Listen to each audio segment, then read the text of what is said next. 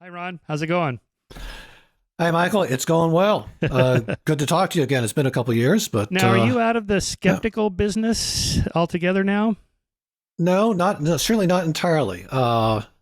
I have a status as the senior research fellow at the Center for Inquiry, which is essentially an honorary title. It doesn't involve any compensation or anything like that. I do write for the magazine from time to time. That is for Free Inquiry. I have written a couple of times for Skeptical Inquirer. Uh, and actually, recently, I was again asked to take on actual legal duties for the Center for Inquiry. Their uh, general counsel, Nick Little, resigned somewhat unexpectedly in October. They had some ongoing litigation, so they asked me to step in on a temporary basis. So I'm doing that. In addition, in recent years, I've become affiliated as an advisor to Atheists for Liberty Oh, right. organization. I think you may know Thomas Sheedy is the Yep. president. Yeah, they're very good. Uh, One reason I did that was because of their emphasis on individual rights, which obviously I'm very concerned about. Clearly, one of the themes of my book. So, yes, I still have connections with the secular skeptical movement. Yeah, and even though we're atheists, we want to emphasize we believe in the rights of people to believe whatever they want religiously. That is religious freedom as well. Sure, obviously, that's a critical thing. And it's obviously, again, as we'll talk about more this afternoon, one of my concerns. I've always been a strong opponent of individual rights. It's one reason I've adopted what some people often call liberal attitudes. I've been in favor of same-sex marriage, reproductive rights, assisted dying. But I do that not out of any ideological commitment, but as out of a commitment to individual autonomy and individual rights. And I think, unfortunately, nowadays, those are under threat, not just from the right, which historically has been an opponent in certain respects of individual rights, but also now from the left.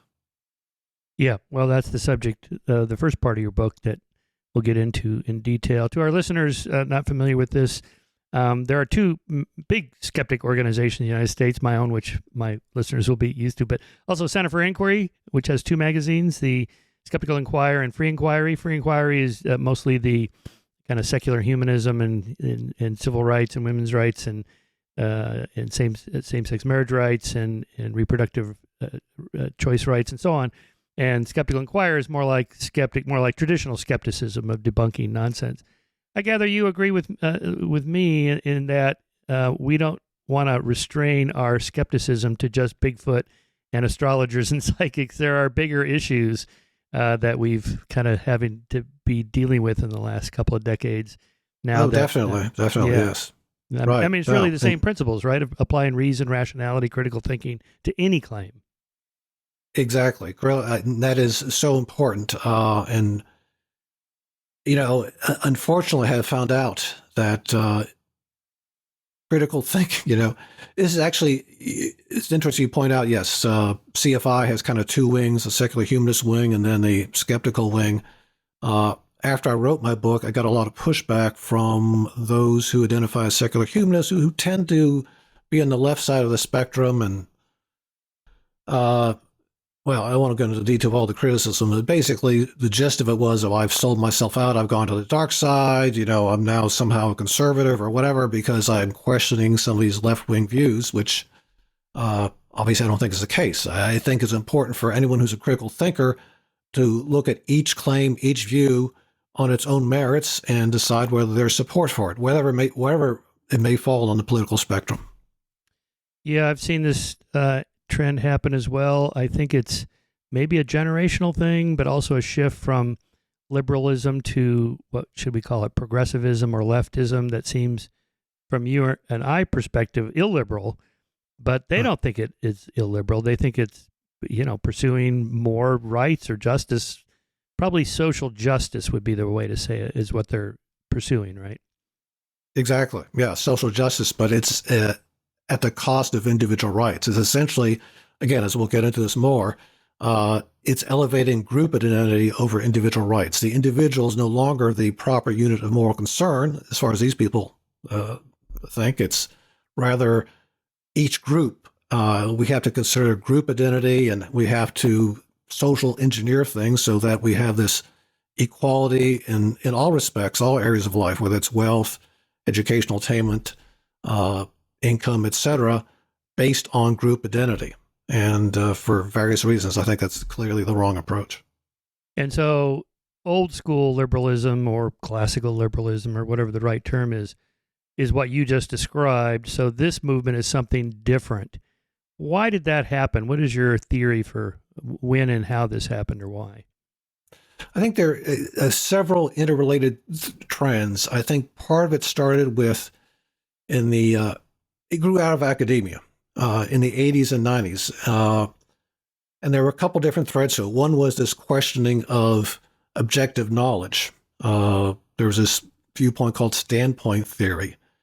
And essentially it said that all knowledge is socially situated, and you really can't say there's everything is true for all people regardless of the group identity. And in fact, some people, meaning white people typically, may be cognitively disabled because of their social status and privilege status. And people who are marginalized or oppressed, usually meaning blacks or perhaps women or, lesbians, it depends on the context. These people have special insight that the privileged people do not and cannot have. They're epistemically disabled. And because of that, one of the progenies of this viewpoint is the emphasis, increasing emphasis on lived experience. One must defer to the lived experience of marginalized or oppressed people. Certainly, you could never dare to question someone's claim they've been discriminated against, if they're black or women or gay or what have you, if you're a white heterosexual male, because you just don't have that insight that they have. That's part of it. Connected to that, and some of this, of course, is part of critical race theory. Some of the tenets that I'm talking about are now part of critical race theory. Another aspect was that the United States and Western countries in general have systemic racism embedded into their policies and practices. And in fact, that leads to the claim that, well, this is why we need the social engineering, why we need equity, because that's really the only way to eliminate these disparities, which are the result of these policies and practices. And that's why it's okay to run roughshod over individual rights, because otherwise we'll never get away from these gross disparities, which again they attribute to systemic or structural racism. Right. Okay, let's try to steel man some of these arguments. Is it not true, or is it just anodyne and obviously true, that I can't know what it's like to be, I don't know, a gay, trans, or whatever woman of color, and so on? Obviously I can't. Sure. So yeah. So well, what? That's true. So the thing is, they are confused. When people say you have to defer to lived experience, if you're talking about feelings, how someone feels, how they've experienced something, clearly, yes, we can experience that. I mean, the most obvious example is, men can never be pregnant, right? We won't know what it is to feel like how you feel like when you're pregnant. Well, I know we're going to get into trans issues. We'll do that later. But in any event, but that's different from having a knowledge claim. And in fact, the claim about lived experience is sometimes backed up as, the common saying, oh, you have to walk a mile in my shoes. You really don't know what it's like unless you walk a mile in shoes. But we also have a common wisdom thing that says you can be too close to an issue. So in fact, if you've experienced something, you may have a viewpoint that's skewed by that experience. And you may in fact be more inclined, for example, to claim discrimination when the objective facts don't actually support discrimination.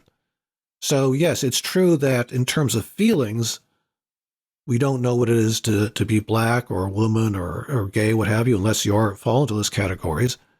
But in terms of objective knowledge claims, is there in fact systemic racism? Has discrimination occurred here or not? Those things are open, obviously, to debate, and you have to bring forth facts to support your claim.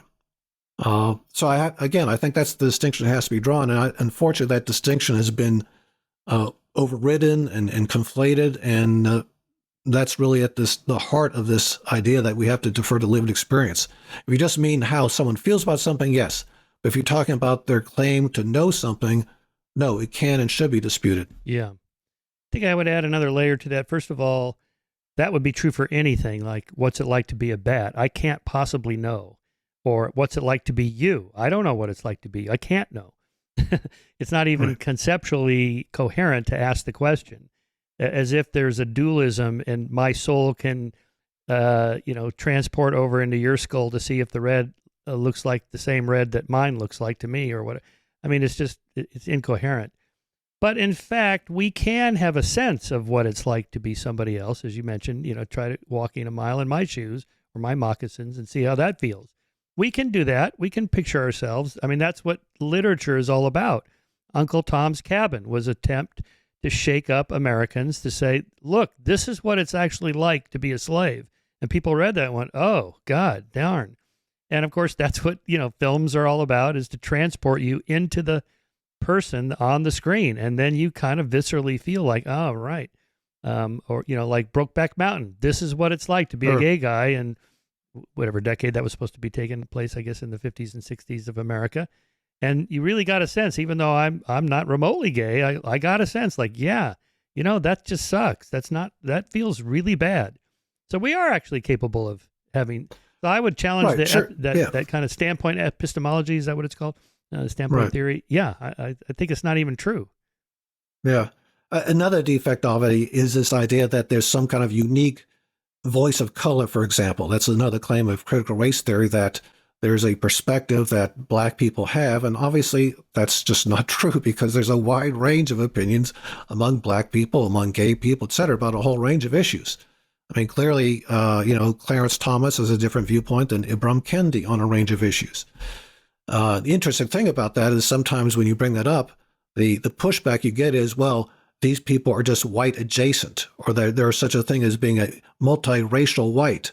It's ridiculous, but that's the claim they'll make. Well, yeah, these people are trapped into white supremacist thinking. Yeah, they're Black, but for whatever reason, they haven't broken out of this whole idea of white supremacy that is dominating their thought, which is obviously ridiculous. I mean, it's a way to try to hold on to this dogma in the face of contrary facts. Yeah, I often use these examples like Clarence Thomas or Glenn Lowry, the economist Thomas Sowell. They're Black. Okay, so we're supposed to, but they're the wrong Black, or they're conservative Black, or they're conservative adjacent, or something like that. So it seems like more of the politics than the identity playing a role there. Yeah, and again, it's just one of the many weaknesses of this whole idea of a standpoint theory. I mean, and as I explain in my book, there's so many problems with it. It's hard to believe that people buy into it, but they do. I mean, one obvious problem is this claim that there's no such thing as objective knowledge. Everything is socially situated. Well, then the claims of standpoint theory themselves are socially situated, right? It's self-contradictory. Exactly, like the point Pinker makes. Are we living in a post-truth world? You can't be, because if we were, then we wouldn't be, because somebody just made an argument. So apparently, evidence does count and reason does count. So we're not living in a post-truth world anyway. That's right. So you're old enough to kind of look back, like I am, of what's changed culturally or socially. This seemed to start happening in the 90s, I guess, with lit crit, postmodernism, and that whole movement driving it. Is that where you kind of situate where this starts? Right. It started, I think, as definitely in academia with the postmodernist movement, and it's gone on from there. And I think it has, unfortunately, influenced many people. And you get that now. One of the things when I was researching the book, I just went online to look at some recent dissertations by people, and it's just accepted uncritically. I quote one dissertation in my book by someone in journalism school, just saying that, well, the idea that journalists can ever be objective is just false, right? And that's been proven by the standpoint theory. Well, if that's the approach you're taking. This is, again, someone who's aspiring to be a journalist. What's that say about what kind of, trust we can have on journalists in the future? They obviously think everyone's slanted and everyone just has a viewpoint. It's kind of depressing, really, if you think about that's Yeah, I the guess outlook it they would. have. But That would be the end of journalism. It would just all right, be opinion editorials, the entire exactly, newspaper. right, right. And did they believe that? You think these journalist students believe that? Well, they accept it. They certainly parrot that line. Now, whether they apply that to themselves, because obviously they think they have insight into things, which is why I guess they're trying to persuade us. But so as again, it's part of this the self-contradictory nature of standpoint theory. Yeah. Yeah, I was just tweeting this morning about this meme going around on Twitter of the Johns Hopkins University DEI statement. Word of the day is privilege, a set of unearned benefits given to people who are in a specific social group. These include white people, able-bodied people, heterosexual, cisgender, males, Christians, middle or owning class people, middle-aged people, English-speaking people. Well, that's you and I, except for the Christians part. Right. Right. But what does that mean, that I have a privilege?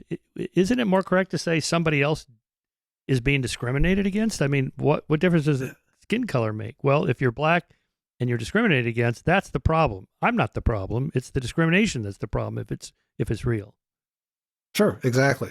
Well, again, to tie in the discussion we've had about knowledge, I mean, one of the claims of people who say they're, whites or males are privileged is that actually, they're epistemically disabled because of that. They can't understand the troubles and problems that other people have. And that's how they explain some of the opposition to, their viewpoints as well. If you're privileged, obviously you just don't get it, right? Because you're trapped in this cognitive prison of being a white person or a male person. And again, it's really just a way, it's a convenient way when you think about it to dismiss opposing claims, that you really don't have to engage with a viewpoint that's contrary to yours, because you can just say, oh, well, that person, he's just speaking from a point of privilege. That's why he's saying that. It is interesting, one of the things I point out in my book is this, standpoint theory grew out of a Marxist theory. And I say that not to kind of disparage it, because actually, to some extent, I thought Marx was a great thinker. Mistaken in many ways, but still a great thinker. And in Marxist theory, the idea was that, well, the workers, they have special insight into matters that the bourgeois can't have because, the bourgeoisie, they're in a privileged position. They're not going to question their status, whereas the workers who are oppressed can understand their oppression and therefore are willing to question the social order. And what feminists did, who were the originators of standpoint theory, they took that and said, well, yeah, it applies to the difference between men and women too. Women are oppressed and dominated, and they can understand, therefore, that situation better than men who just kind of accept the social order as it is. And then, of course, that's translated into all these other different categories. So, as I said, it's a theory that, and for the same reasons why, Marxism can be refuted, I think some of the same, arguments would apply to standpoint theory. Right. And I guess then make a distinction between, descriptions versus normative prescriptions. Discrimination, if it's real, then okay, document it. Let's change the laws or whatever, versus moralizing about it. It's easy to moralize about it and denounce it. Of course, who's in favor of discrimination? Nobody. Well, except for maybe some white supremacists or something. Right. But maybe there's some conflation there in the theory as well. People like to, especially on social media. I mean, that's moralizing drives it crazy.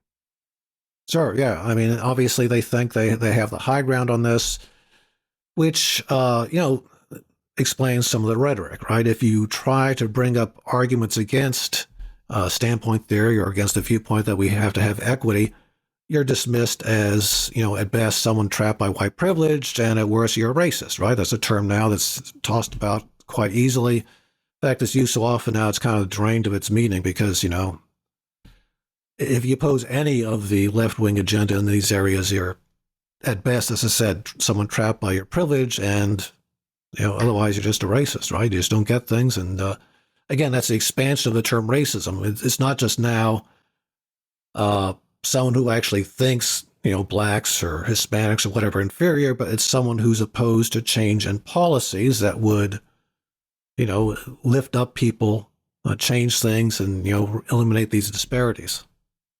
Yeah. Here's your concluding remarks on standpoint theory. that I think it's important to read because it does put it into context. The suppression of women and their treatment as inferior, subordinate beings has a long history encompassing virtually all human cultures. The silencing of women was an integral part of that suppression, as in 1 Timothy. 1 Timothy reminds us, let a woman learn in silence with all submissiveness. I permit no woman to teach or to have authority over men. She is to keep silent. Thank you, Bible. Fortunately for all of us, you continue, that situation began to change in modern times, and now, at least in Western countries, only the most pig-headed bigot thinks women are not as capable as men with respect to scientific or academic endeavors. But the attainment of full civil and social equality was fairly recent, being a matter of decades, not centuries. So I guess what people on the left are saying is we're not there yet, and we have a long ways to go. So we need to adjust the scale by, I guess, discriminating the other way, or something like that. That's what the purpose of these DEI programs are. We have to make it happen from the top down, and we're not even remotely close to being there. Yeah. Well, the thing is that we've had tremendous progress, not just with respect to women's rights, but with respect, obviously, equality for blacks, other groups as well. With respect to sexual orientation, obviously, we have had huge changes in both social attitudes and the law in the last few decades.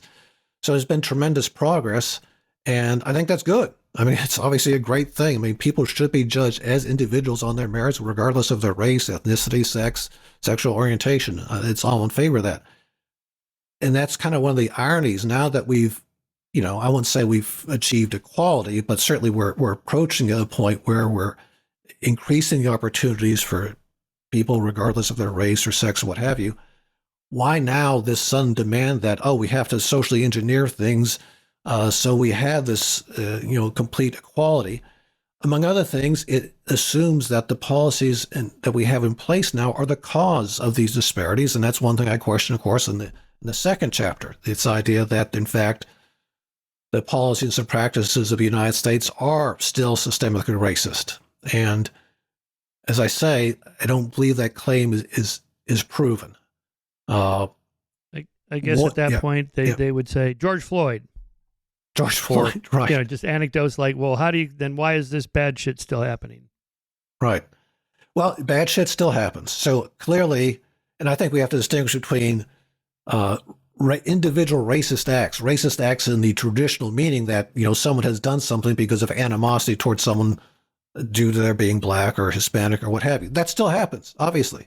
It happens a lot less than what it did, when we were both younger, right? In the 50s and 60s, you had a lot more of it.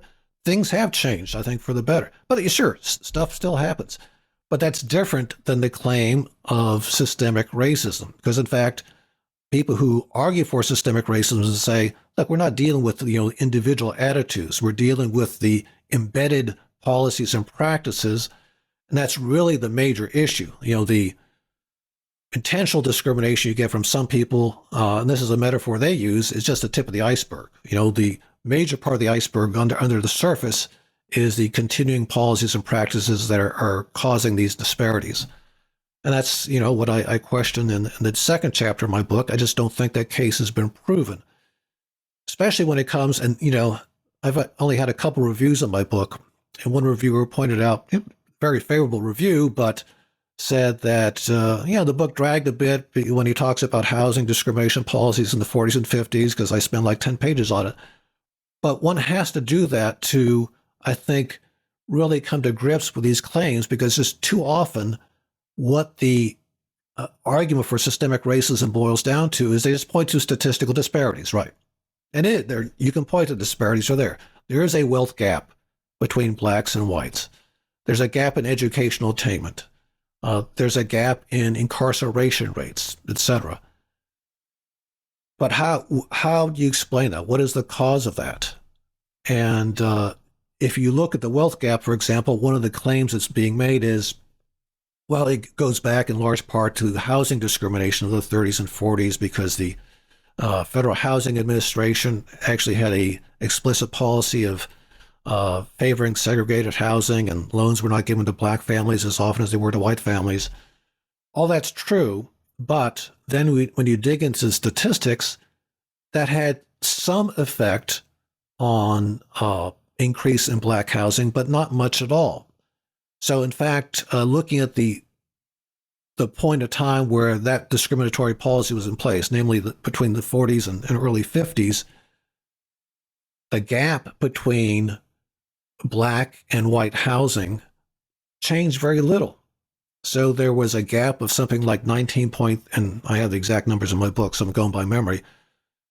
In 1940, there was a gap of like 19.3% between blacks and whites in terms of the percentage of them owning housing. That increased to like 19.7% in 1950. So a minor increase, and that clearly by itself can explain, the continued wealth gap.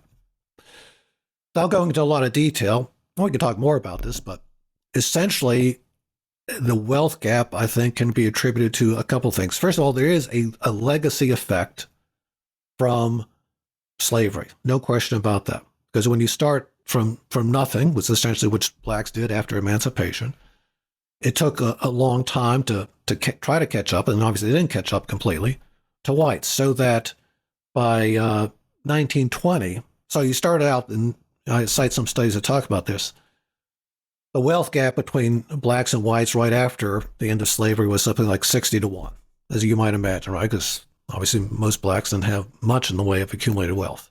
By 1920, that had been reduced to 10-1. Much credit, obviously, to black families for all the striving they did to try to reduce that gap. Unfortunately, it hasn't really changed that much from the 1920s. Obviously, between 1920 and the 1960s, when we started to enact civil rights laws, you can explain that by saying, well, obviously there was still a lot of discrimination. Discrimination was still legal, right? That held blacks back in terms of the opportunities they had in education and employment and what have you. But why hasn't it changed much since the 1960s, after we passed the Civil Rights Act, the Fair Housing Act, the end to discrimination in credit, et cetera, et cetera? We've had affirmative action, now cut back, obviously, because of the Supreme Court decision, but that was in place for 50 or 60 years. What's the explanation for the failure for the wealth gap to decrease? One partial explanation, which people don't want to talk about because they think it's kind of a moralizing aspect, especially if it comes from a white critic, is the fact that in terms of family composition, there are many more black families that are single parent families than white families. 70% of black children are born or have just a single parent. And that's a staggering statistic when you think about it. And clearly that has an effect. You don't have to have a PhD in economics to realize that it's harder to accumulate wealth if you're a single parent with children than it is if you're a married couple. And that is borne out also by statistics. So in fact, we talk about the wealth gap. If you're talking about a married black couple, they actually have more wealth than a single white parent would have. Now, it is true that even for black married couples, there is a wealth gap between black married couples and white married couples, but it's much less than the wealth gap generally. So the wealth gap generally, if you just take blacks and whites statistically as groups, is something like 9-1 or 7-1, something like that currently. That's cut in half if you're just looking at married couples. So the bottom line from all this is that, yes, there probably is some legacy effect still nowadays from slavery. But you also have to look at factors such as family composition. And if we don't do that, whatever policies we use to try to narrow this gap are going to be misguided.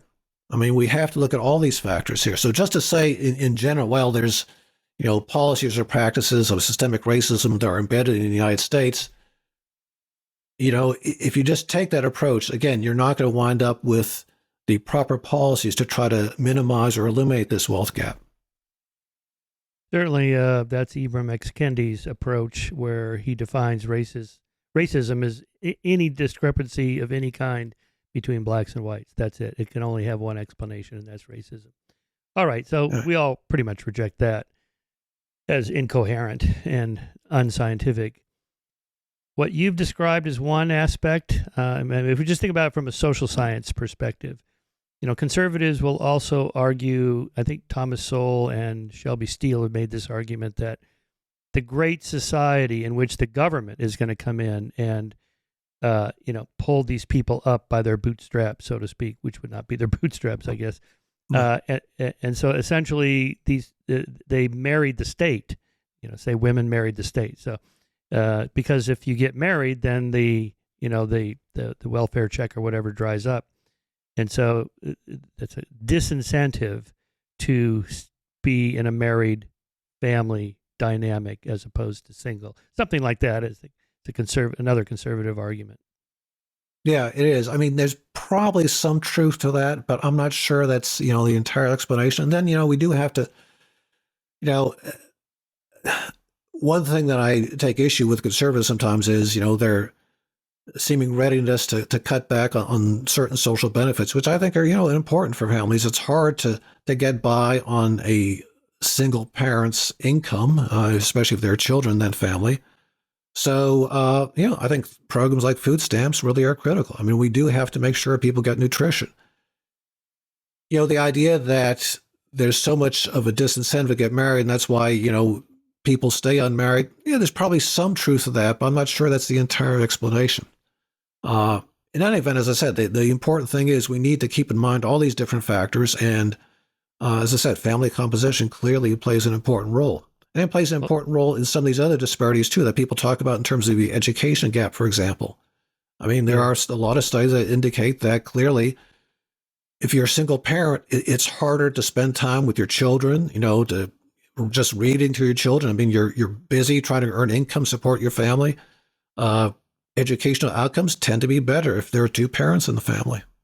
Yeah, for sure. And the other conservative argument that I'll tee up for you, you can whack at it, is religion. If they just followed the 10 Commandments and got married, stay married, raise their kids, and so on, with solid Christian moral values, this would be an uplifting effect. Yeah, well, the thing is, I just don't think that stable relationships are necessarily tied to religion. I speak as someone who's been married for almost 50 years, and, both my wife and I are atheists, and we seem to be able to, we've had 2 children, we have 2 grandchildren, so I don't think religion is necessarily tied into the idea of... Well, they would probably say something like, on average, it's better to be religious than not religious, because at least you have some foundation in moral objectivity and values.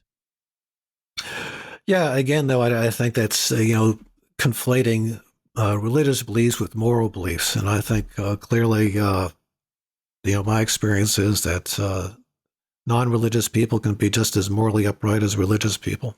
I mean, and that's one thing I think I've reflected on my 70 years on the planet. I've known very good religious people, very good atheists. And likewise, I've known some despicable atheists and a lot of despicable religious people. So I think one's metaphysical beliefs really have very little to do with one's moral character. So, right. So leave the supernatural element out of it. Are there objective moral values that we can say that really is right or that really is wrong, or this really is good or that really is bad? So you can say, objectively speaking, even if it's just an economic calculation, it's better to be married than not if you have kids. Sure. Yes. Just as if you want prosperity. Now, if for some reason you're not that concerned about economic prosperity or being able to spend time with your kids and, whatever other factors might go into your calculation, I suppose you could say, well, yeah, for me, it's better to be single. But, that you have to recognize that comes at a cost, various costs in terms of not just your income and wealth, but also the cost in terms of spending time with your children. Yeah. And I think there's a whole suite of other factors there too, education, income, and just being in a better neighborhood, like a neighborhood that has high quality supermarkets rather than living in one of these so-called food deserts where, the only supermarket within driving distance, just sells the worst crappy food, high calorie, low nutrient value, and so on. The air is not as good. The roads are not as good. There's more gangs, whatever. I mean, there's probably 100 different things. The difference between a poor inner city and a rich suburb, something like that. There's so many factors. It's hard to calculate which has what influence, but together they add up. Yeah, definitely. And also, this relates to another disparity that is often attributed to systemic racism, and that's, crime. And, the allegation that blacks suffer from a justice system that is stacked against them. And, of course, there's the one thing they often point to is actually the easiest one to refute, so-called, unjustified killings of police. There's often this rhetoric about there's a genocide going on against blacks being carried out by the police. And, there are obviously some very high-profile cases. Many of these cases do indicate some unjustified use of force, the Floyd case being perhaps the most prominent one. But then if you look into the actual statistics in terms of the number of people who, blacks who are unarmed, who might be killed by the police, you're talking about maybe a dozen people a year, right? So this idea there's a genocide. And then if you look at police killings in general, more whites are killed than blacks. Now, true, there's a, disproportionality. So statistically, proportionally, more blacks are killed by police than whites. But again, in absolute numbers, I think the latest figure I looked at was last year was something like 450 whites versus 230 blacks. So, it's a strange genocide where the people supposedly carrying out the genocide are killing more people of their own race than another race.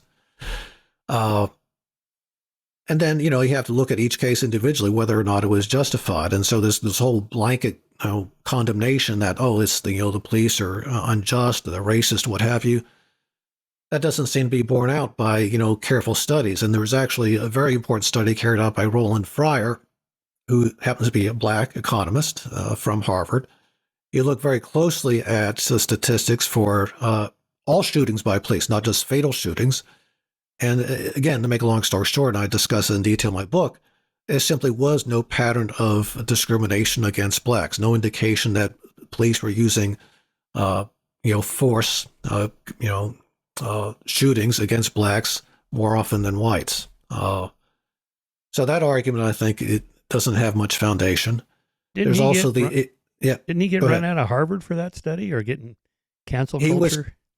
He was criticized, although I think that had something also to do with claims of sexual harassment in his, so that may have more to do with that, although there probably was a sense among some that, hey, we don't like this guy because his claims, so let's, piggy that onto the sexual harassment issues. And so that got brought up during the Claudine Gay trauma the last couple months here. Why him? She's black. Well, he's black. Well, but it's he had this study. Well, yeah, so maybe it's a little more complicated than that. Anyway, that doesn't matter. Yeah, so Heather McDonald makes the case it's more of a statistical artifact. So we'll get back to all the variables. If you live in a poor neighborhood that has a lot of crime and you're just walking down the street, you're more likely, just statistically, to encounter a policeman who's driving by. Or maybe they're more likely to pull you over or stop you, just because statistically speaking, there's more crime in this neighborhood and there just happens to be more blacks living in that neighborhood. So you're going to have more police on citizen encounters. And even if the rate of inappropriate searching or treatment of the citizen by the police officer is low, 0.01% or whatever, if you have 10 times as many encounters, that number is just going to go up statistically without any racial animosity whatsoever at work. Sure, exactly. And likewise, the claim about incarceration rates, this ties into the whole school to prison pipeline argument. It is true that, again, if you look at statistics, there's a disproportionate number of blacks who are incarcerated. Something like 33% of the prison population in the United States is black. Blacks comprise roughly 13% of the population. But then if you look at the people who are committing violent crimes, the latest violent crime statistics from the FBI indicate that 36% of violent crimes are committed by blacks. So essentially, it's equal to the incarceration rate. And then you go into, why are there more crimes being committed by blacks? Again, that ties into, to some extent, the wealth gap issue and, the whole question of, living circumstances. Again, you don't have to be a jurisprudent or have a PhD in sociology to know that poverty and crime are often related, right? You have people who are in poor circumstances and they see a way to, enrich themselves outside of other opportunities that they may have been denied, such as educational opportunities, they're more likely to turn to crime. So it's not racism that's putting people in jail. It's the fact that proportionally more of the violent crimes are committed by blacks, and it's understandable given their social circumstances. Yeah. Well, there I can see an activist saying, yes, I agree with you. There's not systemic racism in the traditional old school sense, but this is why we need a UBI, or some kind of government assistance to pull these people out of those crappy neighborhoods so they're not having those encounters and running with bad people that commit crimes, and then that leads them to being arrested and harassed or whatever. Right. Well, that goes into the issue is if there is a wealth gap, and part of it can be attributed at least to the legacy of slavery, what's the right step to go about closing that wealth gap?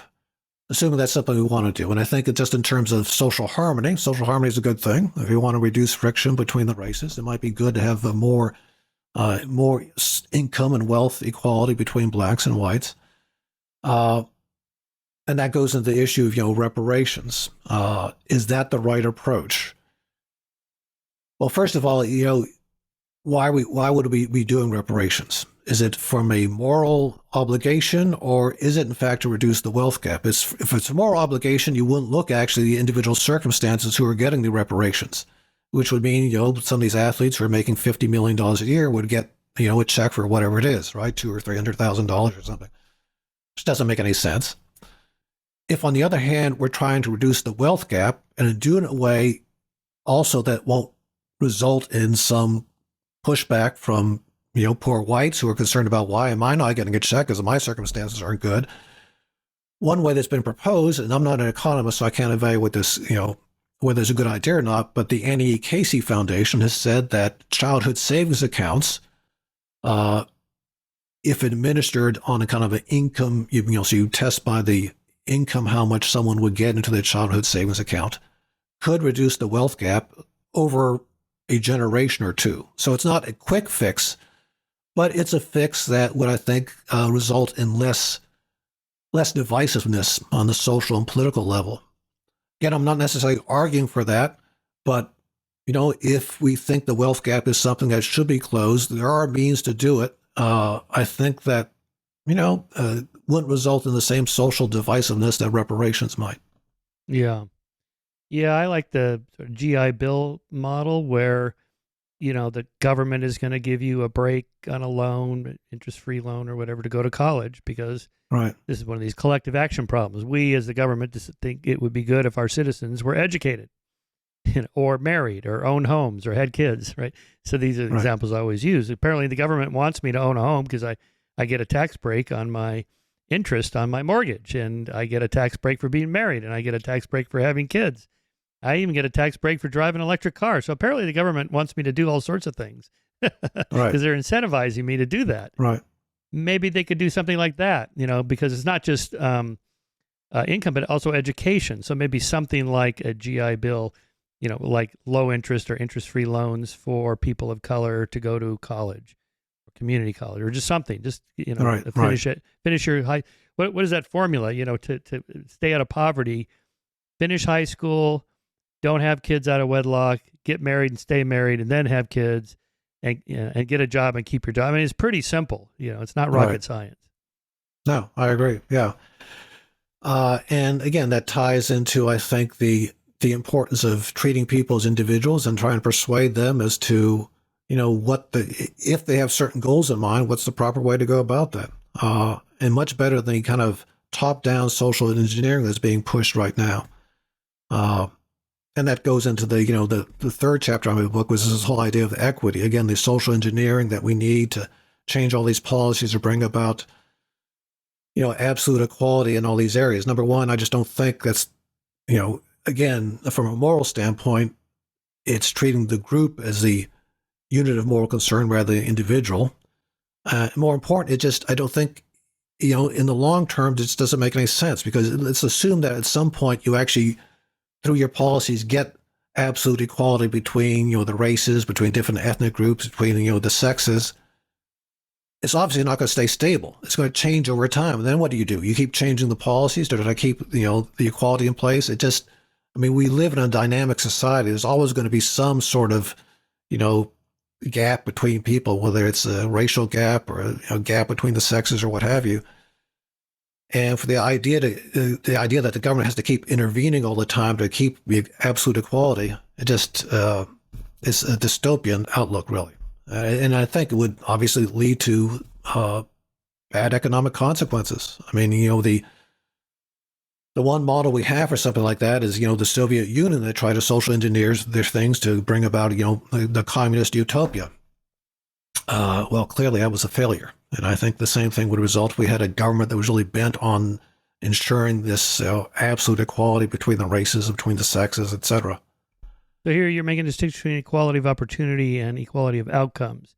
And that's what equity means in the progressive vocabulary. Yeah, exactly. It means bringing about the equal outcomes among the different groups.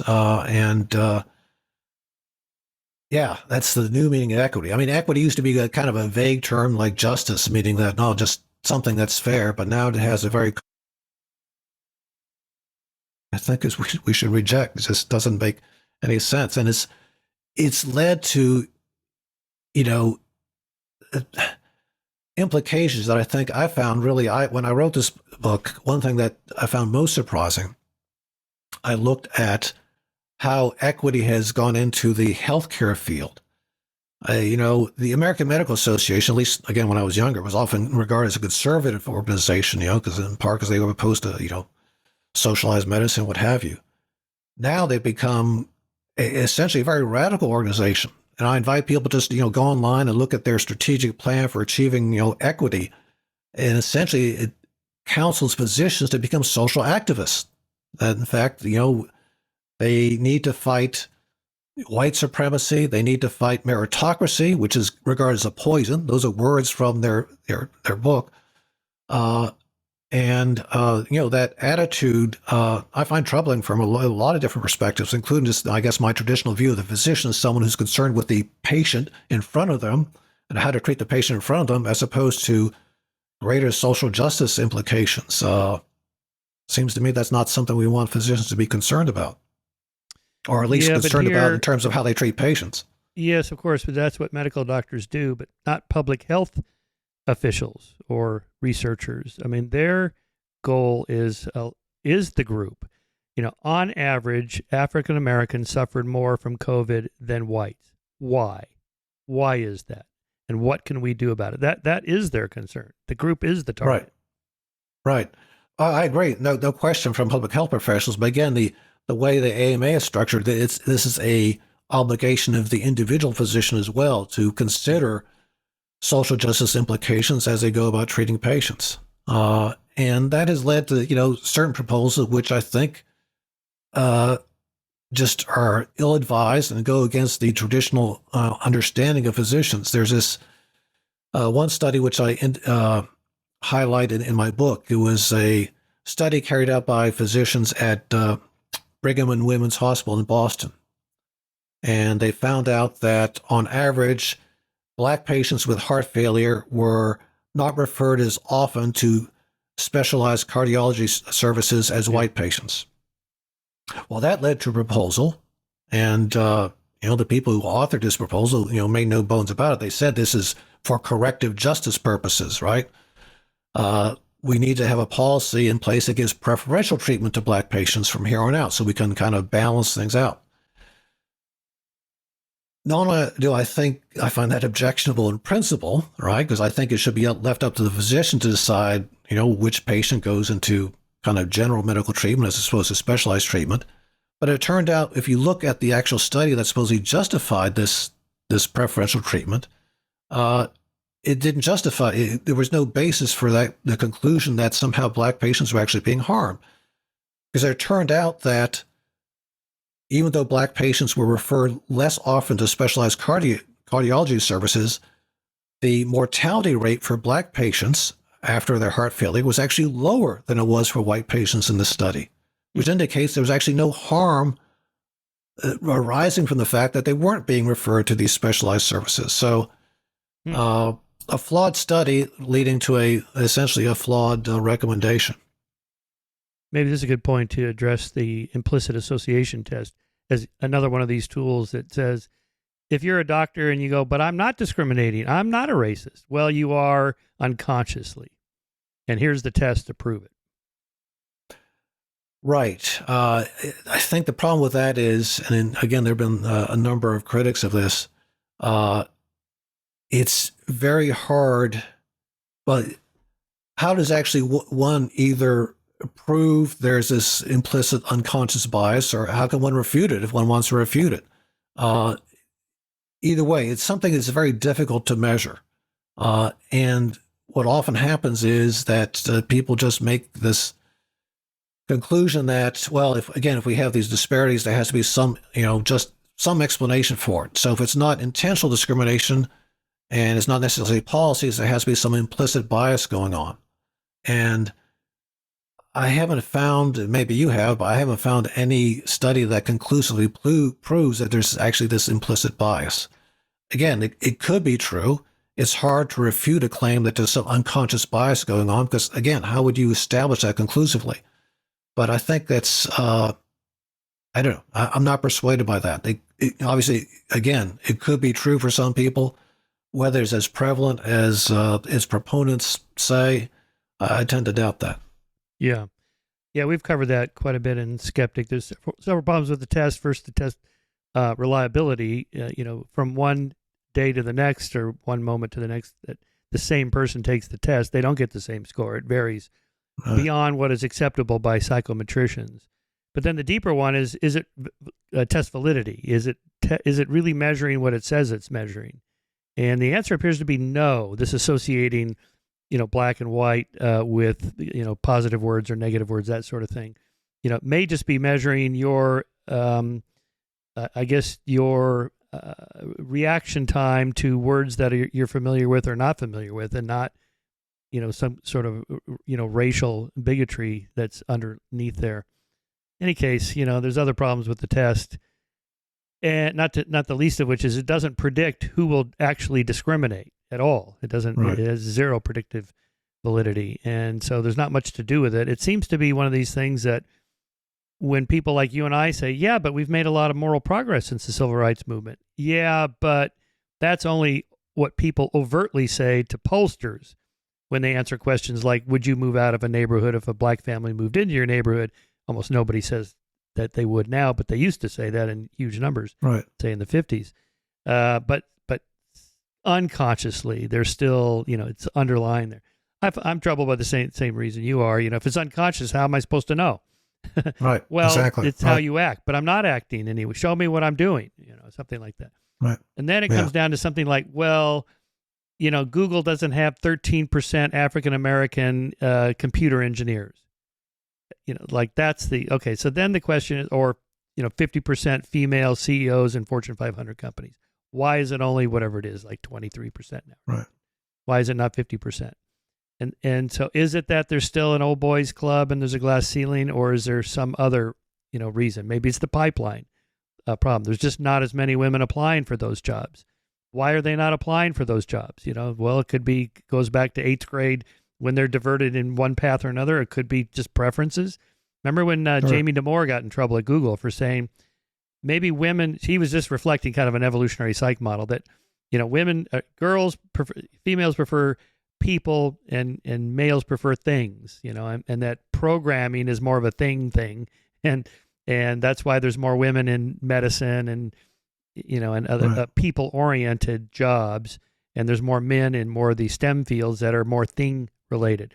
But even to say that is kind of a taboo subject. Sure. Right. You can't break up. And that's, it's one of the actually the more troubling aspects of this whole push for equality, and it ties into the whole DEI, diversity, equity, and inclusion push that's prevalent now throughout corporations, universities, whatever, is that there's a taboo on just bringing up certain subjects, right? And it ties into, it's actually a restriction now on what academics can say, what they can present at conferences, what journals are going to allow to be published.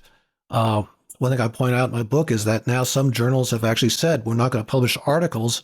I mean, regardless of what their worthwhileness is as a study, is if, in fact, they denigrate or insult the dignity of some group. So, in other words, there's a censorship going on. Same thing with, various conferences have put an emphasis on, well, does your presentation advance racial equity in some way? If not, well, maybe we don't need to have your presentation at the conference. It's affected, obviously, recruitment for faculty.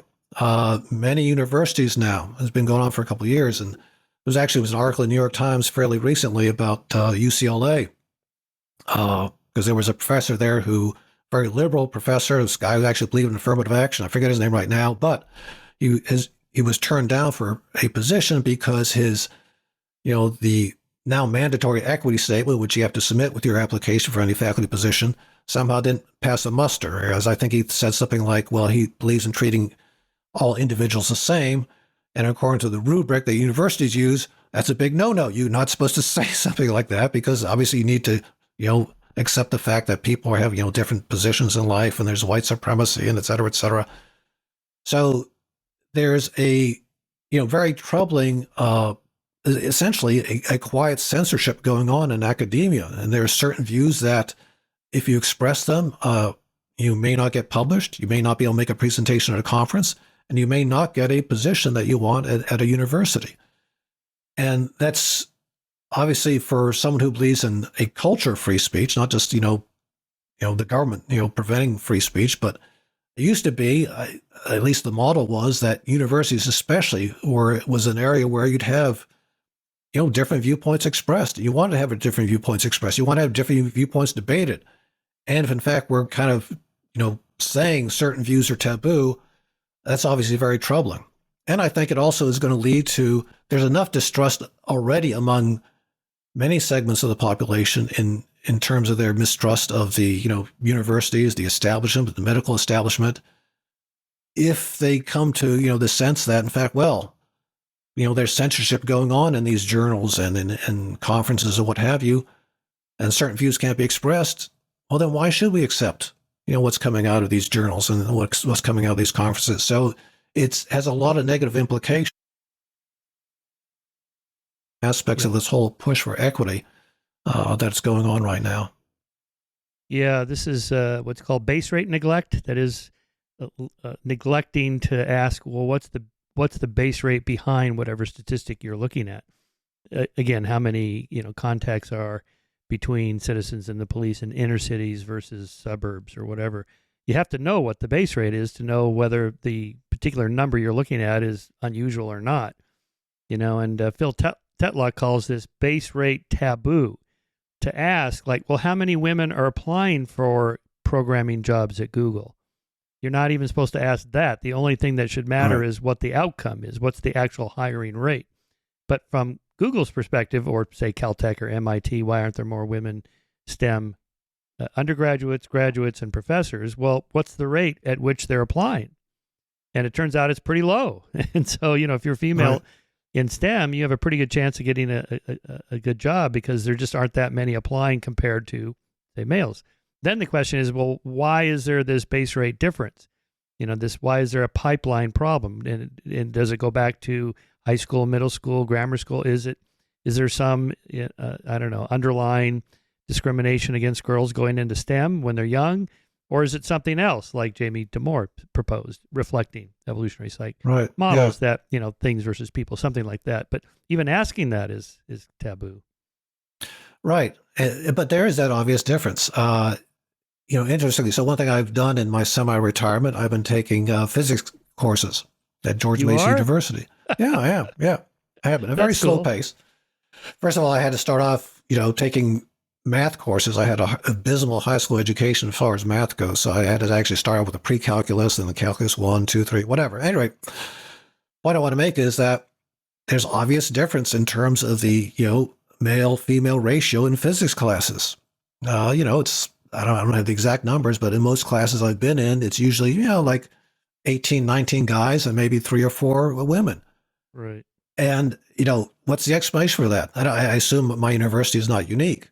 And, that's despite, there's obviously been a push in the recent decades to try to get women more interested in STEM courses. But you can't force people to do it. If they don't want to do it, they're not going to do it.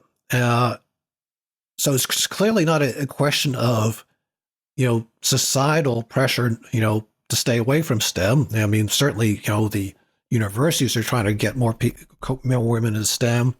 Companies are trying to recruit, more female engineers, etc. So what is the explanation? I don't know myself, and I don't know if it is. But I don't. Well, I have some thoughts on that. I mean, I suspect it is just a vocational interest difference between men and women. I think that studies show that starts pretty early, like early middle school.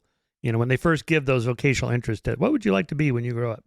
There are male-female differences that are reflected largely the same ratios of actual graduation rates in those fields and then job hires in those fields.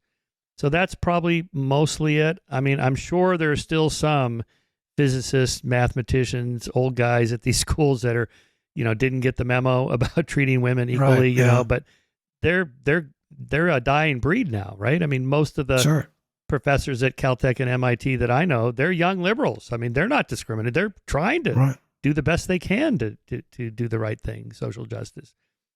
So I suspect it's the pipeline thing. And, why force people to do things just so we can solve the equation of a proper balance of what we want in society. Right. Exactly. Right. And as you indicate in the last chapter of my book, I also talk about the right-wing identity issue. And that is for it. Well, so, in part, I think the right-wing reaction, and in terms of identity, it's a Christian identity. There's a Christian nationalist movement. Part of it is actually just a reaction, I think, to all the cultural changes, the cultural transformations that have taken place in recent years. I know, for example, in Virginia, we probably have a Republican governor because of all the, blowback regarding critical race theory, which was being pushed in schools, despite what some Democrats say. And many people have just this idea that, well, that's a problem in the United States. We have all these new ideas. We have to go back to the glorious past when everything was fine, and that glorious past was founded on Christianity. We were a Christian nation, and that's what we need to return to. And there's certainly a very strong Christian nationalist element behind the whole Trump movement. In fact, its strongest supporters come from that area. And, when I say Christian nationalists, these people aren't really, they identify as Christians, but they're really not concerned about, theological nuances. It's just this idea that they have that things were better in the past, and, U.S. was Christian nation, and we've gone away from that. And, some of the arguments they make for that are just really based on a misreading of history. And unfortunately, it's a misreading of history that's, widespread, at least among that segment of the population. This idea that the founders were Christian, and therefore they must have intended to establish a Christian nation. That's part of it. And then, of course, they point to the Declaration of Independence, and they say, well, there are references to the Creator and our rights to derive from a Creator. That shows that we were a Christian nation. So if you examine these claims, though, you find really they're really just a distortion of history. First of all, in terms of the founders' beliefs, sure, many of them probably were Christian, but you can't infer from the fact that someone was a Christian that they didn't believe in separation of church and state, because actually many of them obviously did. Madison and his actual viewpoints, people dispute about how strong a Christian he was, but let's say he was. He was clearly the strongest proponent of, separation of church and state. He was the guy who proposed, the First Amendment, the whole Bill of Rights. And someone throughout his life who talked about the importance of, keeping government out of religion.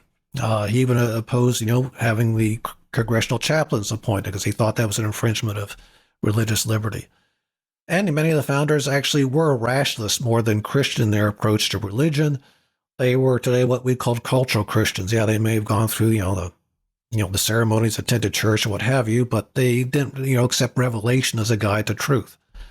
More important, the foundational document of the United States, the foundational document is the Constitution. That's what established our government.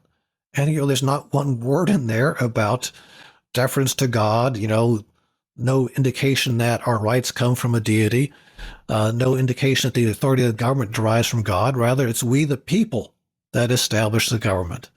Uh, and it's an entirely secular document. As I said, there's no reference to God in there.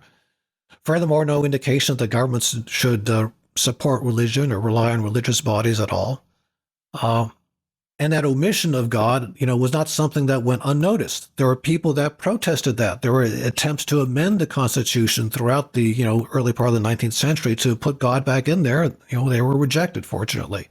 So people recognize that this was a secular document. So this whole idea now that, oh, we are a Christian nation and that's the founders established that, we've gone away from that, it is just simply a falsification of history.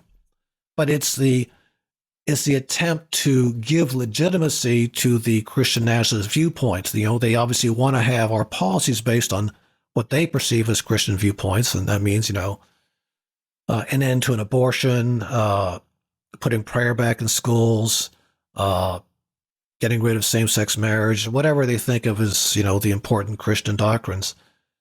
They recognize, of course, that these are not universally popular viewpoints, but they say, well, to be true to our nation's heritage, this is what we should do. So that's why it's important, why I emphasize in my argument, in my book, the arguments against this historical viewpoint, because that's what gives us the patent of legitimacy to their claims.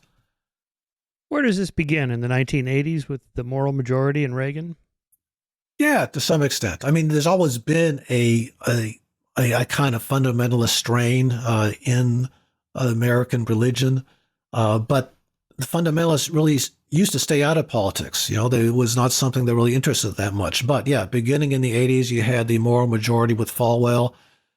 And clearly it's had a political impact because the Republican Party has seen this as part of their base. And it's probably true that, at least in many races, whether presidential or congressional races, Republicans could not win without the support of this Christian fundamentalist group.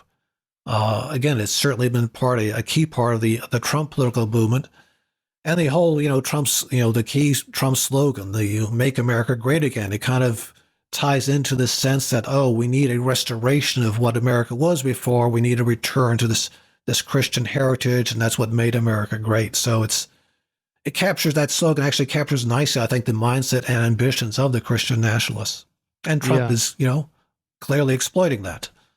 Yeah, a guy who, by the way, never indicated any real religious tendencies prior to running for president. Yeah. And surely they must see through that. Like, this guy's not really one of us. So then what are they thinking? Like, well, whatever, he's going to get us the judges we need to overturn Roe v. Wade. He's going to do this, he's going to do that, and he's going to stick it to the libtards. Right, exactly. I think that's why they do it. I mean, certainly the ones who think about it do that. Interestingly, though, that based on some polls, some people actually are persuaded that he's a religious guy, that, maybe he said some things in the past that, we are questionable, but now he's one of us. That's self-delusion, I think, at best. But yeah, I was at doing a debate with Dinesh D'Souza at a church, a Christian church in, I think it was in Wisconsin or maybe Michigan, I think. In any case, just an evangelical church, like 1,000 people there. And this was right after Trump took office. So I just took the opportunity to ask them, why this guy? I mean, come on. I mean, you can't possibly think he's in your tribe. And basically the answer was, well, first, God works in mysterious ways. Look at some of the odd characters in the Bible that deliver God's message. They're flawed. He's flawed. And but like you said, he's one of us now. And again, he's going to get us the judges to overturn Roe v. Wade. And he did. He did, right. He delivered on that. No question. That was an important victory, and they want to, continue with that path. Obviously, they want to restrict reproductive rights further, if they can. So, we'll see. Like with identity politics, what's more important, the identity or the politics? In this case, what's more important, your religiosity or your politics? And maybe their perception is that even if he's not religious at all, he's doing things that will change the country in the way we think it should go. Exactly. Regardless of his motives. He could be a narcissistic, Machiavellian psychopath. What do I care? It's going to end up with a country that I want, a Judeo-Christian, whatever. Right. Exactly. Yeah. I think, clearly that's an important part of his base, and we'll have to see how things turn out in 2024. But given the rise of the nuns, how big a group is Christian nationalism as a political force? As a political force, it's an important part. Probably, based on the studies I cite in my book, probably about a quarter of the Republican base would be Christian nationalists. That means in the country as a whole, it's probably no more than 12%. So in terms of general population, not that strong a group, but they have, disproportionate, to use a word we've tossed around, disproportionate influence on the political process. Again, a key part of the Republican base, and they tend to be very motivated to vote. So they have a influence on electoral outcomes. Whereas unfortunately, some younger people who may tend to be more in the none group don't vote as often. Yeah. Yeah, that's right. Yeah, I think that's right. What other features would Christian nationalists like to change in America that disturb you or worry you? Well, I'm a key supporter of reproductive rights, so clearly the abortion issue is very important to me. And I'm dismayed by, the Supreme Court decision. And of course, even worse now, of course, they're trying to, cut back, access, reduce it to 6 weeks or prohibit it entirely, maybe get rid of, the morning after pill. They're trying to restrict that. Obviously, there are cases going on about that right now. The idea of, again, I believe in autonomy and individual rights. I think gay people, if they want to, get married, they should have the right to marry. So I'm troubled by the efforts to, turn back the clock on that. Trying to put prayer back in schools. Again, I don't think the schools should be places where you learn critical reasoning, not where you're taught certain dogmas, whether it's, belief in God or, belief in systemic racism. I don't believe in, critical race theory being, put in schools either. Yeah. But, so the Christian efforts along those lines. Yeah. Do you think the abortion issue is being pushed too hard now and it may backfire on Republicans? It could very well. I mean, it certainly is. I think it was a motivating factor for many people in the midterm elections. It could be now going into 2024. A lot of it depends on just what level of consciousness it's at for the voting public. The Republicans, I think Trump in this regard is again showing how savvy he is. I mean, he criticized DeSantis for approving that 6-week limit in Florida, and he's indicated he doesn't really want to touch that issue. And I think that's the right approach. We just leave it as it is. Don't talk about it. Leave it to the Democrats to try to bring it up, which I think they will. So I think it's a little hard to predict how much of influence it's going to have. I think it will motivate some voters, especially whether that's going to tip the balance or not, I don't know. I mean, there are a lot of things going on right now. Biden clearly is not the most popular president. People have legitimate concerns, of course, about his. Yeah, that's an understatement. Legitimate concerns, I think, about his age. Of course, although Trump is only a couple years younger. So but he's light years ahead of Biden cognitively. It's just astonishing given his health and his weight. Yeah, but it's genetics. Or who knows? Yeah, I don't know if you saw that town hall in Iowa the other night with Trump, where one of these pro-life women got up and she made it pretty clear she thinks there should be no exceptions for anything. That the mother could be dying and she doesn't care. And he tiptoed around that pretty carefully. Like, well, I'm just if it weren't for me, you wouldn't even be having this conversation because I got us the judges. Right. She's like, yeah, that's true. And then he finally said, I gotta go with the exceptions. It's just what I gotta do. Yeah, I just think. I think the polls show, if I recall, that the trimester system should be legal, rare, and safe in the first trimester, not done in the third trimester. You got to draw the line somewhere, maybe 20 weeks, 22 weeks, whatever it is in the second trimester. I think most people are on board with that. Yeah, I think most people. It just kind of stands to reason. I mean, again, there's a lot of debate about the status of the embryo and the fetus and what have you, but there's just really, I think, an intuitive sense which matches, I think, the moral reality, and that is, early in pregnancy, really, it's up to the woman to decide she's going to, carry this to term or not. It's up to her to make that decision. obviously, as you get closer to the end of the pregnancy, however you want to describe it in terms of the status of the fetus or whatever, it just, you draw the line at a certain point. I mean, you can't wait till the eighth and a half months to decide, well, I decided I no longer want to carry the child. I think, people accept that's just not what we want in a society. Yeah. Well, what's your response to the pro-life argument that even in the first 6 weeks or 12 weeks or whatever, you are killing a human being? Maybe it's not a legal person yet, but it's not medical tissue. It's not removing a tumor or something. It's a human, and you're killing it. Well, genetically, it has a human genome, but is it, first of all, up to at least a couple of weeks, you can't even say it's an individual because there's always the possibility of twinning or fusion, right? So at least certainly up to the first couple of weeks, you can't say there's an individual being there, which if you think, having status as an individual is a key to moral status and it doesn't have any moral status at that point. Beyond that, this whole idea of, is it, potentially a person or not? And that's why we want to, give it a special status and say you're killing someone.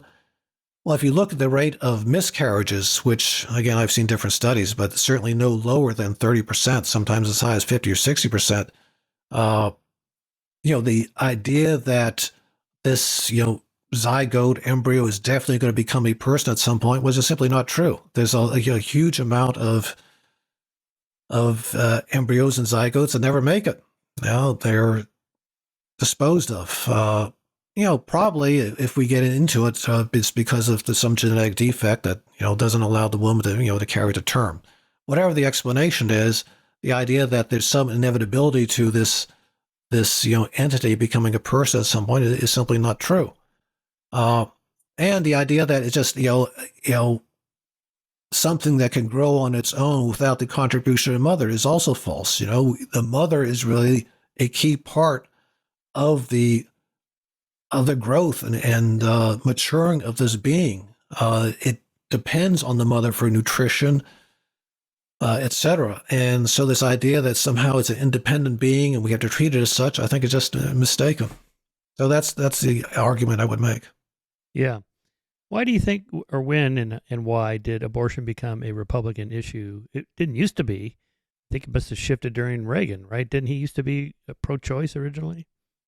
He was. Obviously, he also was a very liberal Democrat at a certain point in time. So I don't know if those changes occurred at the same time or not. I don't know that much about his personal history. But again, I think it ties into the recognition that they had this base among conservative Christians, and they recognized this was an important issue for them. So I think the first, anti-abortion plank in the Republican platform, it was either 1976 or 1980. Before then, there really wasn't a huge amount of difference between Republicans and Democrats on how they approach an issue. First of all, of course, before Roe v. Wade, it was illegal in most states, in New York and some other states where it had exceptions. But you had Republicans like Rockefeller, for example, who on the abortion issue, as far as I know, was said, we should have it legal at least in certain circumstances.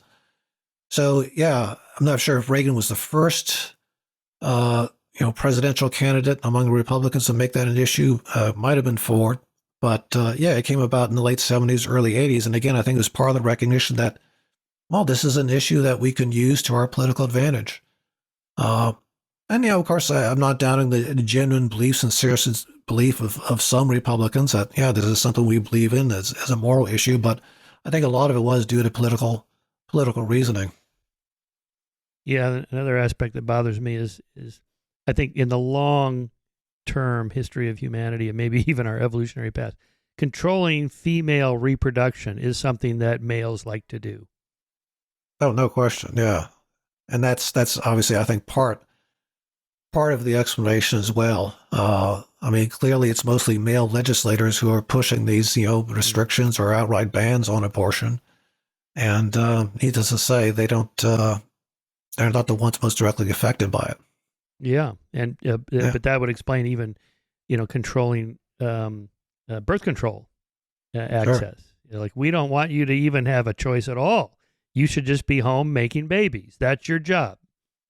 Right. Yeah. And again, that ties into some of the traditional Christian nationalist or right-wing Christian viewpoints of very definite and dividing sexual roles.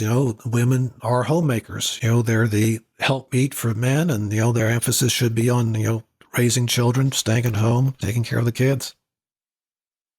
Yeah. So, but now by your and my standards of the individual autonomy, why don't these Christian nationalists just say, this is what I want to do, and I'm going to do this with my family, and you do whatever you want? That doesn't seem to be enough. It's like, I want to legislate what you do with your family in the privacy of your bedroom. Why is that? Exactly. Right. And it's, because no one is, we're not, China. No one is forcing someone to have an abortion, right? It's up to the individual woman to decide whether or not to bear a child. That's the way it should be. It should be up to the individual. And that is one obviously troubling aspect of this push to end reproductive rights, is you're deciding for other people. Just like they decide, if you're gay, you shouldn't be allowed to marry. Really, what difference does it make? It's one reason I believe so strongly in individual rights is, unless you can show there's a harm to other people, why not let people live their lives the way they want to? What is the problem with that, right? It's like you have an idea of what a good life is. That's fine. You follow that path, but why try to impose that on other people unless there's some kind of harm to you? Which is why the issue of which we haven't touched on yet, the whole transgender issue, is kind of interesting, because as I devote a few pages to this in my book. From one perspective, again, because I think people, certainly adults, should be able to do with their lives as they see fit. So if someone believes that transitioning from male to female, female to male, that's something that they feel is important to them, it's part of their essence or what have you. Yeah, I do have some concern. I don't think we have enough science really behind this issue to determine whether or not this is really a medical condition that requires hormonal treatment or surgery or what have you. But again, whether there is enough science behind it or not, if someone as an adult wants to do this, doesn't really harm me in any way, generally speaking. Now, the thing is that in certain areas it does. Like athletics is the most prominent example. If you've been a biological male through puberty, you're simply going to have certain advantages in most athletic competitions that a biological woman would not have.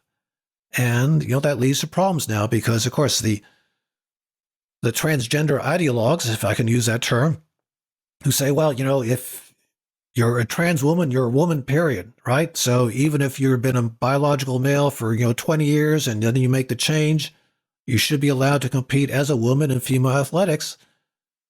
Well, then we get situations like the Leah Thomas situation, where someone who is not a bad swimmer, but in terms of, his male ranking was something like 400 out of, whatever nationwide, 452, I think, suddenly turns into a national champion as a female swimmer. And, the transgender ideologues say, well, that's who cares? She's a woman now, period, and she should be allowed to compete as a woman. Well, clearly the science indicates otherwise. And, we certainly understand the desire of someone who's spent, a lot of time in athletics to want to continue to compete, but it's simply not fair to female athletes, I should say, to allow this person who's a transgender person, who's mostly a male during the critical period, to compete against females, because clearly that person has an advantage. And the failure to recognize that, I think, is just, again, putting ideological blinders on. Yeah, it's pseudoscience. I'm completely in agreement with you. I've been pounding on this so often now that my own team said, calm down a little bit here. People are thinking you're a little obsessed with this subject. Yeah. Well, but it's in the news a lot. And, these are conflicting rights. You can't have everything. Like in the abortion issue, you have the rights of the fetus, the rights of the woman. You got to choose. You can't have everything. And I support trans rights to not be discriminated against. Yeah, of course. Trans rights are human rights. But if you want to, compete against women and you're an actual biological male, then no, that's not right. I'm sorry. You don't have the right to do that. You can't you can't have everything, and that's just the way it goes. So I guess I'm conflicted about this. What should I do? Yeah. Right? Yeah, I guess my viewpoint is, again, to me, it's a question of where's the harm. And I know Megyn Kelly, Helen Joy's argument, other people made that argument.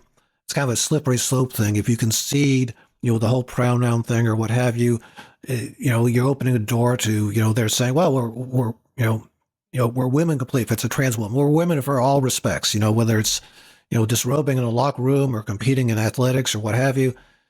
I don't know. I think people can draw the line, and to me, I don't really care what pronoun someone uses, and it doesn't bother me to refer to a trans woman as she, her, whatever. I mean, what difference does it make? It's not hurting me in any way. But again, I would draw the line, and it's just a question, I think, of where you draw the line. And you can say, well, look, the fact that you prefer to be called by female pronouns, I don't care. I don't really care how you call yourself. What difference does it make to me?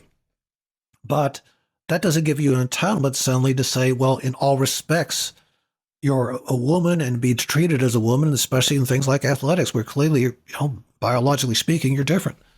And the same thing, there were the other areas too, where, incarceration, for example, this idea that, well, a trans woman needs to be housed with female prisoners all the time, even if this person has committed, sexual crimes. I mean, it doesn't make any sense, right? So, I'm not sure there's a blanket answer either way, because you can also see circumstances where someone has transitioned from male to female, and especially if the person maybe is slight of build and has very feminine characteristics. Do you want that person housed with male prisoners? Because given the situation with rape in prisons, I mean, it's an invitation maybe that person being harmed. So I think individualized treatment there may be important, but it's obviously hard to make judgments in those cases. I don't know.